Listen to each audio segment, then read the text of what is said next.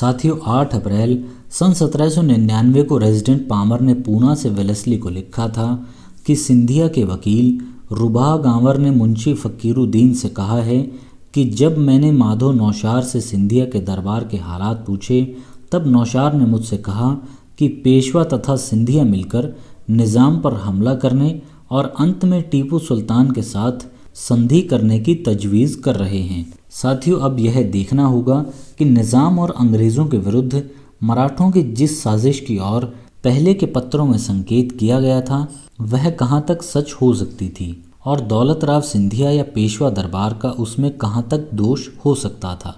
इतिहास से साफ पता चलता है कि नाना फडणवीस और दौलत राव सिंधिया उन दिनों टीपू की खासी कदर करते थे और अंग्रेज़ों द्वारा टीपू के सर्वनाश को देश के लिए हितकर नहीं समझते थे।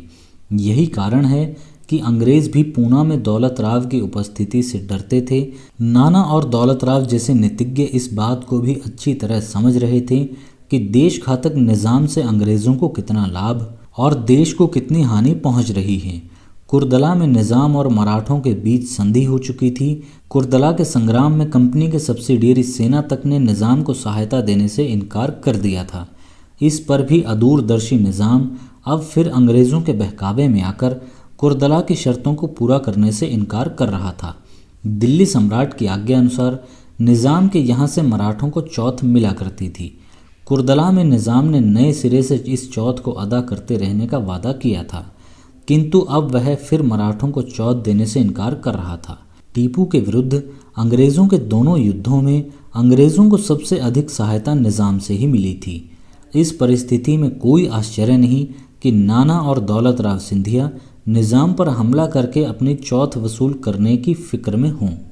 बहुत संभव है कि दौलत राव सिंधिया की सेना सहित पूना में पड़े रहने का एक उद्देश्य यह भी रहा हो कि यदि अंग्रेज़ निरपराध टीपू पर हमला करें तो दौलत राव टीपू की मदद के लिए पहुंच जाए। वेलेस्ली का बयान है कि टीपू के वकील एक अरसे से दरबार पूना में ठहरे हुए थे और टीपू ने इस काम के लिए 13 लाख रुपए पेशवा दरबार के पास भेजे थे ताकि पेशवा दरबार टीपू की मदद के लिए सेना तैयार कर सके। यदि ये सब बातें सच भी हों तो मराठों का अधिक से अधिक अपराध यह था कि वे निज़ाम से अपना हक वसूल करने और कंपनी के अन्याय से टीपू की रक्षा करने का विचार कर रहे थे। दूसरी ओर यह भी संभव है कि अंग्रेज़ रेजिडेंटों की प्रथा के अनुसार पामर ने केवल दौलत राव सिंधिया के विरुद्ध वेलेस्ली के हाथ मजबूत कर देने के लिए यह तमाम गप गढ़ी हो और झूठी गवाहियों से उसे पुष्ट करने का प्रयत्न किया हो। कर्नल पामर ने स्वयं अपने पत्रों में वेलेस्ली को यह भी लिखा था कि इस खबर की सच्चाई अथवा विश्वसनीयता के बारे में अभी कुछ नहीं कहा जा सकता। कर्नल पामर की दी हुई खबर सच्ची हो या न हो, इसमें कोई संदेह नहीं हो सकता कि वेलेस्ली और पामर की नीयत बुरी थी। नाना और सिंधिया के इरादों में कोई बात न्याय विरुद्ध नहीं थी और ये दोनों जागरूक मराठा नीतिज्ञ भी कूटनीति में अपने अंग्रेज विपक्षियों से पार नहीं पा सके थे। साथियों, फिलहाल इस वीडियो में सिर्फ इतना ही। अगली वीडियो में आपसे फिर मुलाकात होगी। नमस्कार।